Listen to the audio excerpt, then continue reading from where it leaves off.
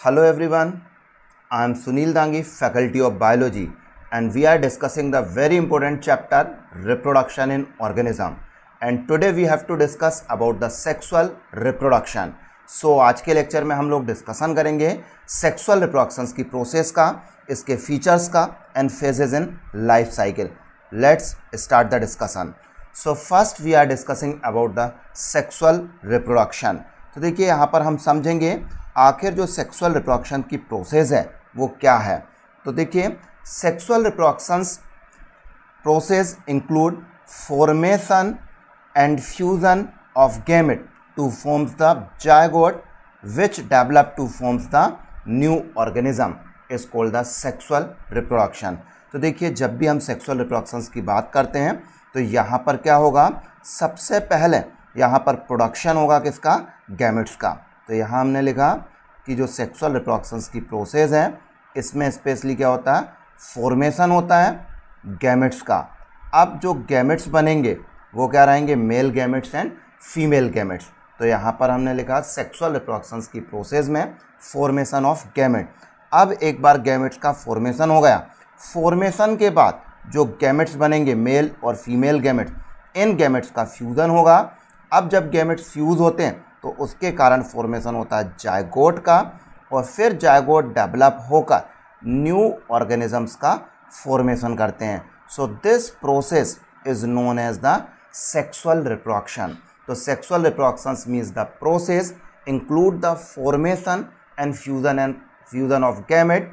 और गैमेट जब एक दूसरे से फ्यूज होंगे सिनगेमी होगा.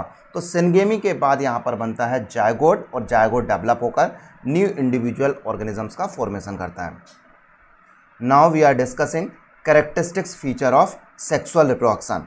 सो सेक्सुअल रिप्रोडक्शंस की प्रोसेस में यहाँ पर प्रोडक्शन होता है किसका, two opposite sex of gametes.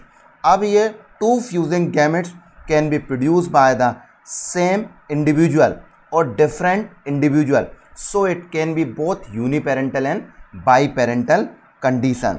जो सेक्सुअल रिप्रोडक्शंस की प्रोसेस है ये क्या हो सकती है, यूनिपेरेंटल हो सकती है और बाई पेरेंटल हो सकती है. जब जो अपोजिट सेक्स ऑफ गैमेट्स है, मेल गैमेट और female gametes are produce by the same parents, so this is called the uniparental condition. तो हम इसे कहेंगे uniparental. Uniparental means the only single parents participate in the formation of gametes.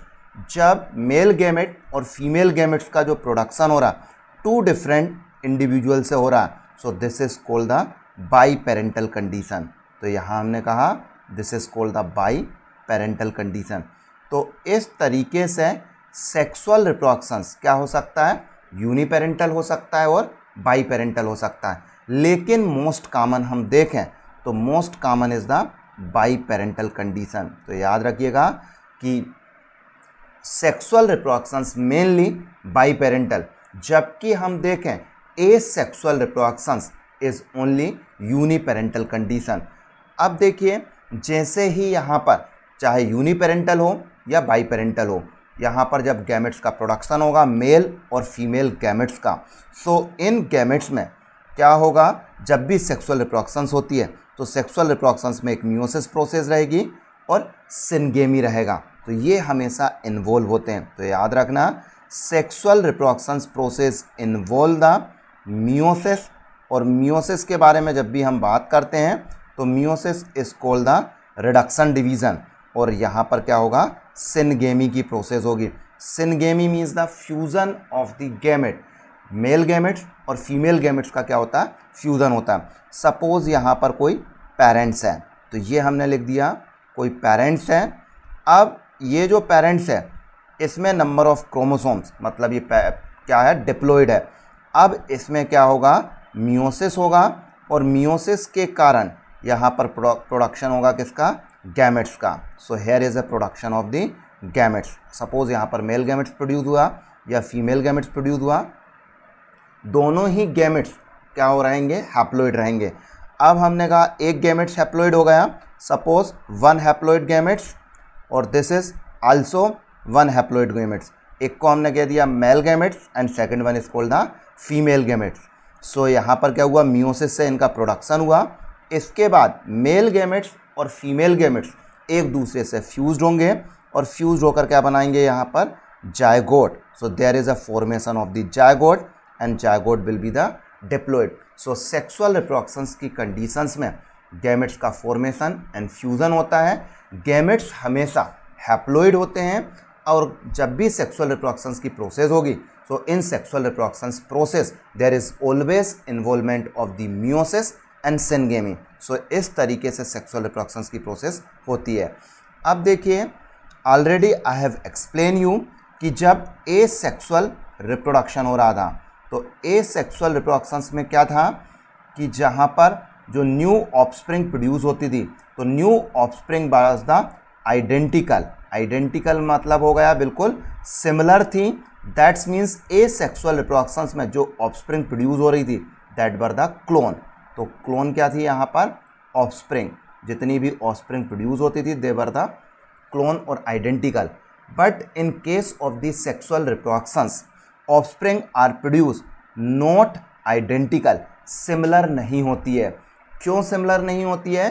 क्योंकि sexual reproductions में specially participate करते हैं to different gamete और जब टू डिफरेंट गैमेट्स पार्टिसिपेट करेंगे तो वहाँ पर क्या होगा जो जेनेटिक मटेरियल है ये जेनेटिक मटेरियल का एक्सचेंज होगा और जब जेनेटिक मटेरियल एक दूसरे से मिक्सड होगा एक्सचेंज होगा तो यहाँ पर क्या होगा सेक्सुअल रिप्रोडक्शंस की प्रोसेस में क्या रहेगा वेरिएशन रहेगा.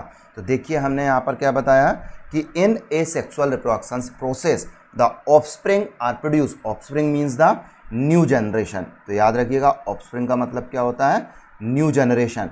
जो न्यू जनरेशन प्रोड्यूस होती है ए सेक्सुअल रिप्रोडक्शंस में वो आइडेंटिकल रहेगी क्लोन रहेगी एग्जैक्ट कॉपी होती है. जबकि सेक्सुअल रिप्रोडक्शंस की प्रोसेस में जो ऑफस्प्रिंग प्रोड्यूस हो रही है तो यहाँ पर हमने क्या कहा सेक्सुअल रिप्रोडक्शंस की प्रोसेस में जो ऑफस्प्रिंग प्रोड्यूस होती है that offspring are not identical. Not identical या फिर हम कहेंगे cloning is not possible in case of the sexual reproductions.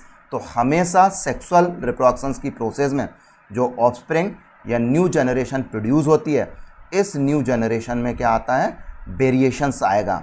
मतलब ये बिल्कुल भी सिमिलर नहीं हो सकती है. एग्जैक्ट क्लोनिंग यहाँ पर पॉसिबल नहीं है. सेक्सुअल रिप्रोडक्शंस की प्रोसेस कैसी होती है स्लो है एलोबरेटेड है एंड कॉम्प्लेक्स प्रोसेस है. सो मल्टीप्लिकेशन की जो प्रोसेस है वो रैपिड नहीं है जबकि ए सेक्सुअल रिप्रोडक्शंस में प्रोसेस कैसी थी रैपिड थी. सो देखिए अभी तक मैंने आप लोगों को एक्सप्लेन किया सेक्सुअल रिप्रोडक्शन. तो सेक्सुअल रिप्रोडक्शंस की प्रोसेस में गैमेट्स का फॉर्मेशन होता है और फिर जो अपोजिट सेक्स ऑफ गैमेट्स है इन गैमेट्स का क्या होगा फ्यूज़न होगा और फ्यूज़न के कारण क्या बनेंगे जायगोट. और हमेशा आप लोगों को याद रखना है जब भी हम डिस्कशन करते हैं किसके बारे में गैमेट्स की तो गैमेट्स आर ऑलवेज हैप्लॉइड. तो जब भी हम गैमेट्स देखते हैं तो गैमेट्स हमेशा क्या होते हैं हैप्लॉइड होते हैं. जबकि हम बात करें जायगोट की तो जायगोट और ऑलवेज डिप्लॉइड. तो जायगोट क्या होता है हमेशा डिप्लॉइड होता है. तो देखिए हमने यहाँ कहा कि गैमेट्स आर ऑलवेज हैप्लॉइड रहेंगे दैट इज एन जबकि जायगोट हमेशा क्या होते हैं डिप्लॉइड होते हैं. तो सेक्सुअल रिप्रोडक्शंस की कंडीशन में भी यूनिपेरेंटल और बाईपेरेंटल. बाईपेरेंटल मोस्ट कॉमन है जबकि यूनिपेरेंटल लेस कॉमन है. अब हमने कहा कि two opposite sex of gametes का क्या होगा फ्यूज़न होगा. फ्यूज़न के बाद जायगोट बनेगा और यही जायगोट न्यू इंडिविजुअल ऑर्गेनिजम्स का फॉर्मेशन करता है. तो ए सेक्सुअल रिप्रोडक्शंस में क्लोनिंग पॉसिबल है. सिमिलर आइडेंटिकल ऑफस्प्रिंग प्रोड्यूस होते हैं जबकि सेक्सुअल रिप्रोडक्शंस में क्लोनिंग की प्रोसेस पॉसिबल नहीं है. सो अब हम देखेंगे कि जब भी ऑर्गेनिजम्स में सेक्सुअल रिप्रोडक्शंस होता है सो ऐसे ऑर्गेनिजम्स में क्या लाइफ साइकिल में कुछ फेजेस होती हैं तो उन फेजेस इन लाइफ साइकिल का डिस्कशन करते हैं. सो स्पेशली ऑर्गेनिज्म जो सेक्सुअल रिप्रोडक्शंस दर्शाते हैं there are 3 phases in the organisms life cycle. इनकी लाइफ साइकिल में 3 फेज होती है. First is called the pre reproductive phase, second reproductive phase and third senescent phase. देखिए प्री रिप्रोडक्टिव फेज, प्री मतलब पहले, reproductive means the reproduction. Reproduction से पहले की जो फेज़ है that is called the pre reproductive phase. तो pre reproductive phase also known as the juvenile phase. तो इस फेज को जुवेनाइल फेज भी कहते हैं। जबकि हम देखें कि जो प्री रिप्रोडक्टिव फेज है इन प्लांट के एग्जाम्पल लें तो प्लांट में this phase is known as the vegetative phase. अब हमने कहा इस वेजिटेटिव फेज में क्या रहेगा, ऑर्गेनिज्म मैच्योरिटी अटेन करता है, ग्रोथ दर्शाता है, लेकिन रिप्रोडक्शन की प्रोसेस को नहीं करता। Second phase is called the reproductive phase. अब रिप्रोडक्टिव फेज मीन्स इस फेज में ऑर्गेनिज्म रिप्रोडक्शन दर्शाएगा। ये एक तरीके से एनिमल में हम क्या कहेंगे, एडल्ट फेज है। और एडल्ट फेज मीन्स इस फेज में गैमेट्स का फॉर्मेशन होगा और गैमेट्स एक दूसरे से फ्यूज होंगे और न्यू ऑर्गेनिजम्स का फॉर्मेशन होता है। और third is called the senescent phase और this is also known as the old phase. Old phase means इसमें किसी भी ऑर्गेनिजम्स के अंदर जो पोटेंशियल है वो पोटेंशियल डीजनरेट स्टार्ट हो जाता है। उनके मॉर्फोलॉजिकल स्ट्रक्चर की हम बात करें या फिजियोलॉजिकली हम बात करें तो डिट्रियोरेशन स्टार्ट हो जाता है। टोटल कैपेसिटी है वो धीरे धीरे डीजनरेट होना स्टार्ट हो जाती है। तो इस तरीके से ऑर्गेनिजम्स में स्पेशली 3 फेज प्रेजेंट होती है। First is the pre reproductive phase, second reproductive phase and third senescent phase. So इनके बारे में हम डिटेल डिस्कशन करते हैं। तो first I am explaining you pre reproductive phase. So just I explain you pre reproductive phase also called the juvenile phase. तो इसको हम किसके नाम से जानते हैं, जुवेनाइल फेज के नाम से जानते हैं। So during this phase organism will show growth so that it can attain certain maturity to perform the sexual reproduction. सो देखिए प्री रिप्रोडक्टिव फेज जो है उस फेज को हमने क्या बताया, जुवेनाइल फेज है। और इस फेज में हम देखें जो ऑर्गेनिज्म प्रेजेंट है ये ऑर्गेनिजम्स क्या करता है, अटेन मैच्योरिटी। सो ऑर्गेनिज्म मैच्योर होता है। जब ऑर्गेनिज्म मैच्योरिटी अटेन करेगा सो उसके जब ऑर्गेनिजम्स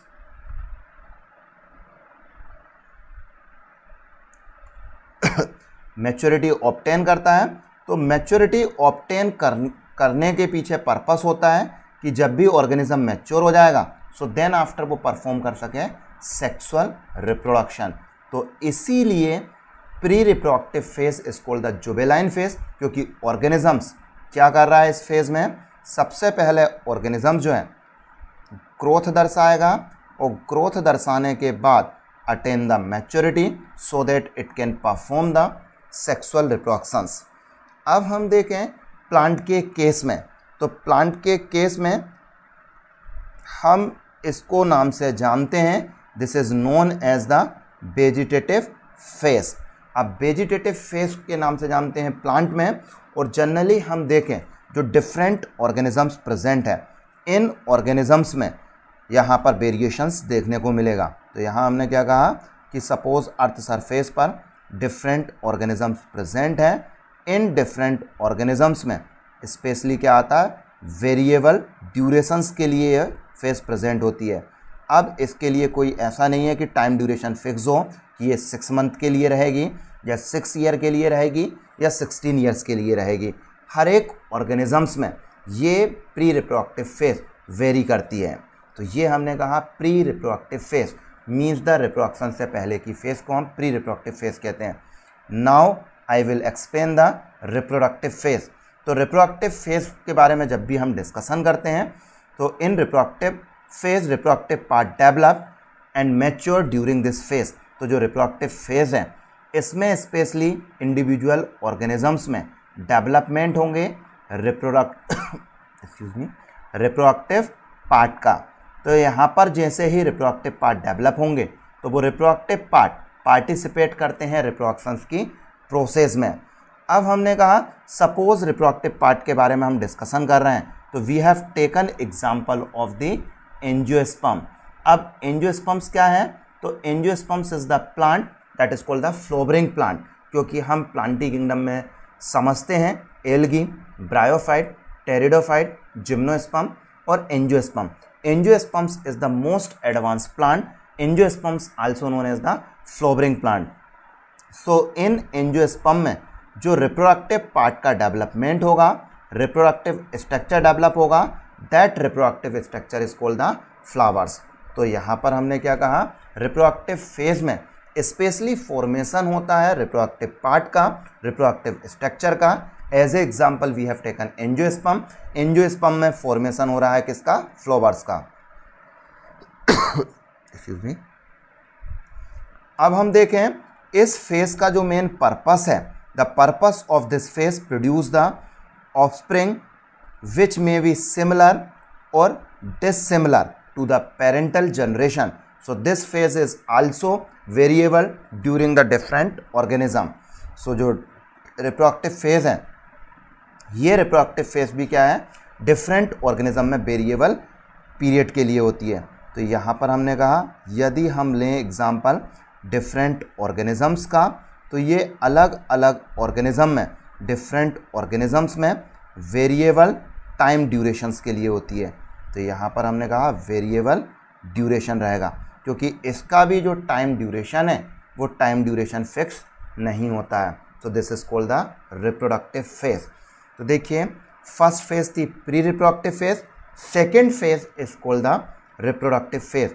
और रिप्रोडक्टिव फेज में ऑर्गेनिजम्स में स्पेशलाइज स्ट्रक्चर डेवलप होते हैं और इन स्पेशलाइज स्ट्रक्चर को हम कहते हैं रिप्रोडक्टिव पार्ट या रिप्रोडक्टिव स्ट्रक्चर। एग्जाम्पल हमने लिया है यहाँ पर एंजियोस्पर्म्स का।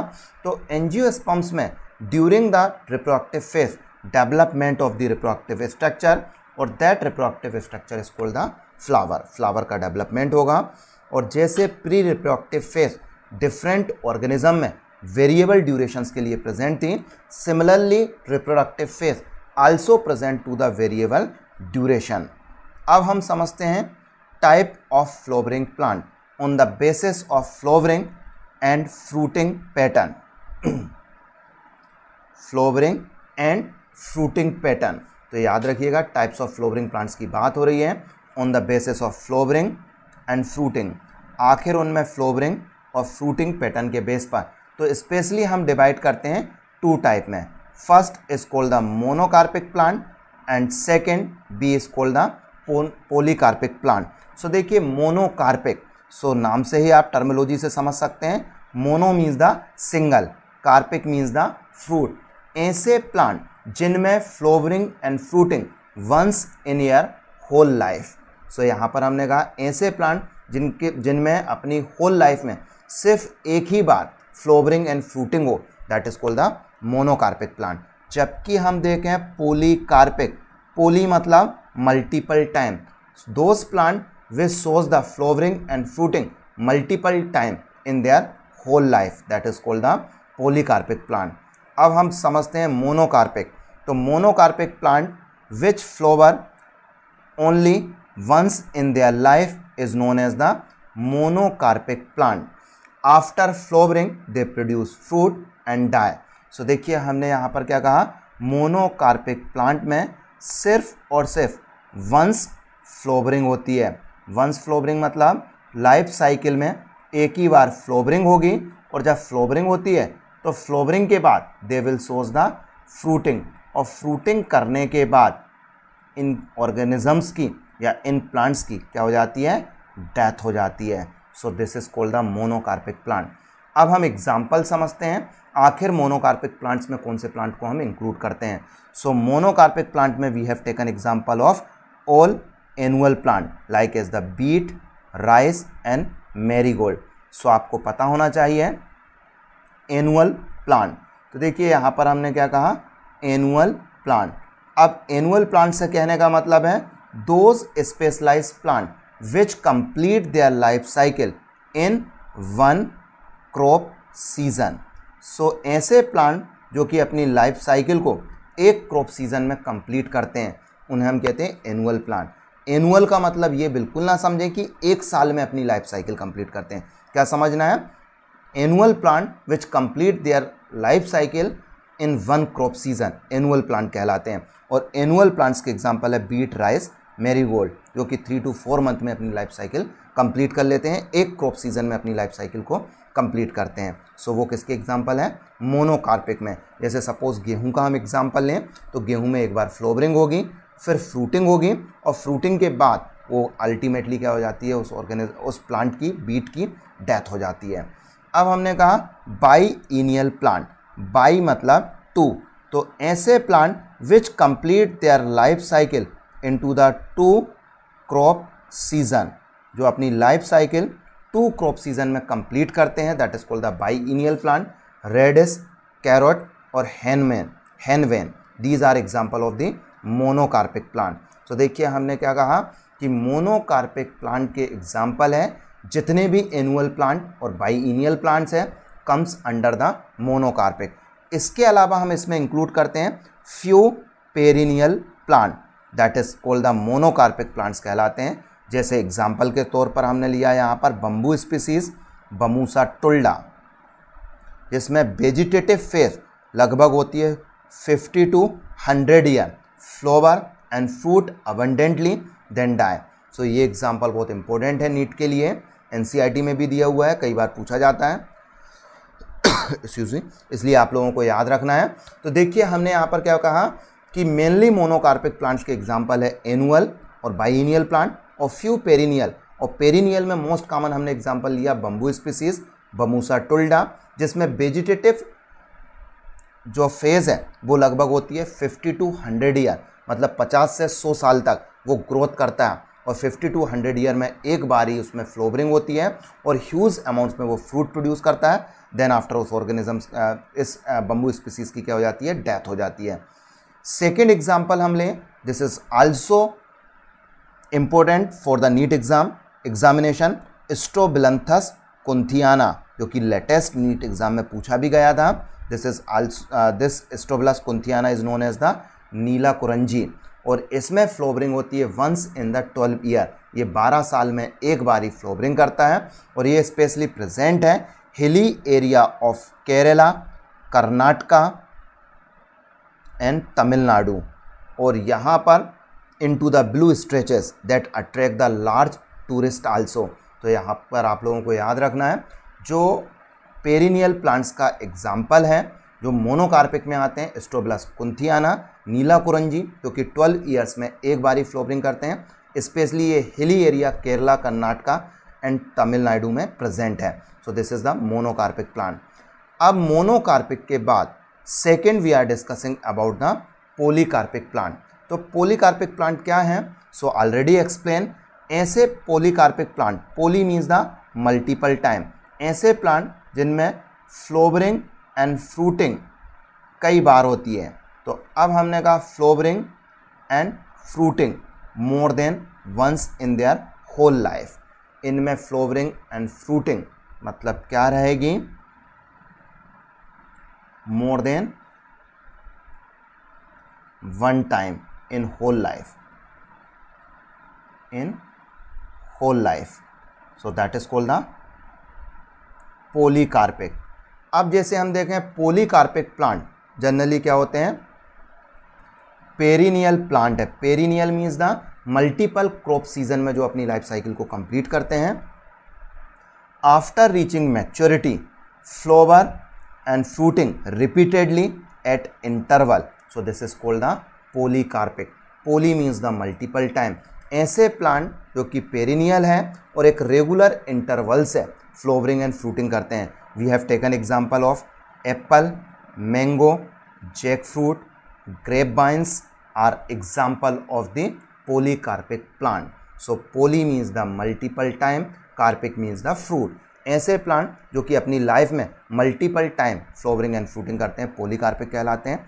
अब हम इसमें देखें the period between the two flowering phase is called the interflowering period, which is used building up resources and is therefore a recovery phase।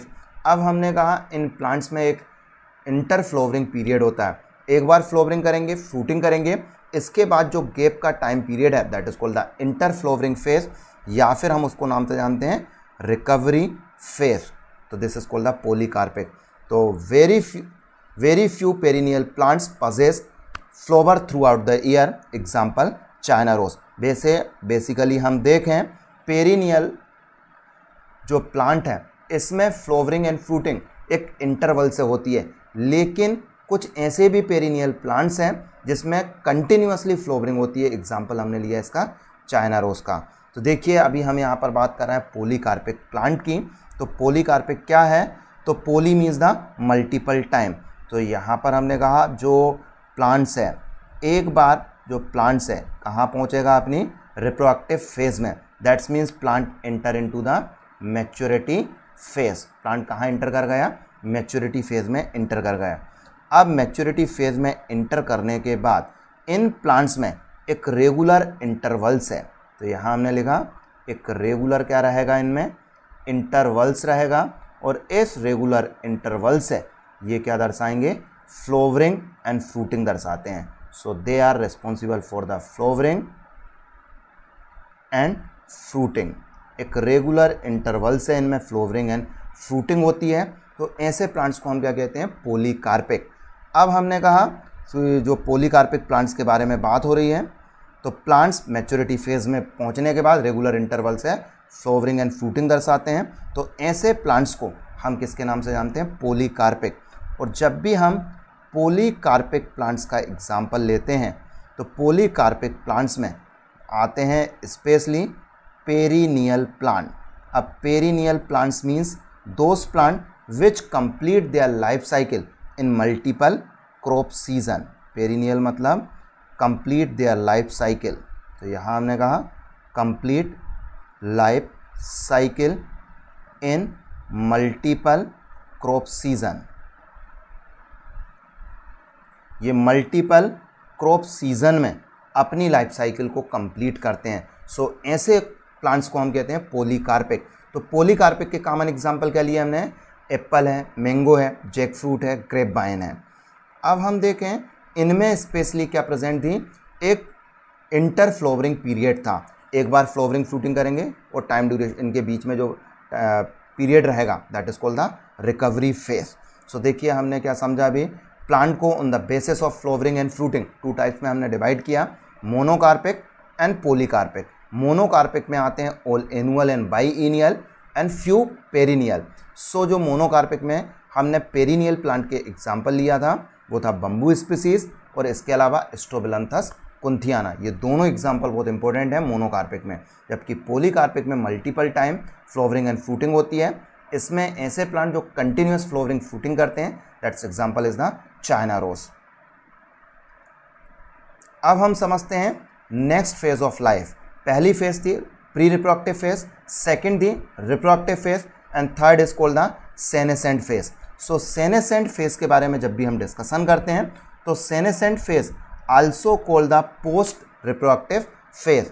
अब इस पोस्ट रिप्रोडक्टिव फेज में क्या होगा, स्ट्रक्चरल एंड फंक्शनल डिट्रियोरेशन रहेगा of the body by accumulation of the waste metabolites which ultimately leads to death of the plant और death of any organism. So this is called the senescent phase. तो देखिए senescent phase के बारे में हम discussion कर रहे हैं। So this is called the post reproductive phase. और इस सेनेसेंट फेज में क्या रहेगा, मेनली स्ट्रक्चरल और हम देखें फिजियोलॉजिकल और फंक्शनल। स्ट्रक्चरल और सेकेंड हमने यहाँ पर क्या कहा, फंक्शनल डिट्रियोरेशन रहेगा। तो यहाँ पर स्ट्रक्चरल एंड फंक्शनल क्या हो रहा है, डिट्रियोरेशन हो रहा है। मतलब जो बॉडी पार्ट है वो धीरे धीरे फंक्शनिंग करना और उनका जो स्ट्रक्चर है वो डैमेज हो रहा है। अब इनमें आखिर स्ट्रक्चरल और फंक्शनल डिट्रियोरेशन क्यों हो रहा है, क्योंकि ऑर्गेनिज्म जब सेनेसेंट फेज में इंटर करता है सो उनकी बॉडी में या फिर हम कहें इनके बॉडी पार्ट में एक्यूमुलेशन इकट्ठा होने लगते हैं। और एक्यूमुलेशन हो जाता है किसका, बेस्ट प्रोडक्ट का। और जब बेस्ट मेटाबोलाइट्स या बेस्ट प्रोडक्ट बॉडी में एक्यूमुलेट होंगे तो उसके कारण स्ट्रक्चरल एंड फंक्शनल डिट्रियोरेशन होगा और अल्टीमेटली उस ऑर्गेनिजम्स की क्या हो जाती है, डेथ हो जाती है। सो अब सेनेसेंट फेज के लिए आखिर हम देखें प्लांट और एनिमल्स में कौन से फैक्टर रिस्पॉन्सिबल हैं। तो यहाँ पर हमने कहा if we are discussing about the plant and animals, दोनों में हम देखें इस सेनेसेंट फेज के लिए रिस्पॉन्सिबल होते हैं और रिस्पॉन्सिबल आर द हार्मोन्स। तो ये सब चेंजेस किसके कारण होते हैं? हार्मोन्स के कारण। In the plant and animals hormones are present due to the presence of the hormone there is hormones के कारण कोई भी ऑर्गेनिज्म एक फेज से दूसरी फेज में क्या करता है? इंटर करता है। जैसे पहली फेज थी प्री रिप्रोडक्टिव फेज, दूसरी फेज थी रिप्रोडक्टिव फेज और third is called the senescent और पोस्ट रिप्रोडक्टिव फेज। तो इस तरीके से मैंने आप लोगों को एक्सप्लेन किया। I hope you understood this lecture very well. So like, subscribe and share my channel. Thank you very much.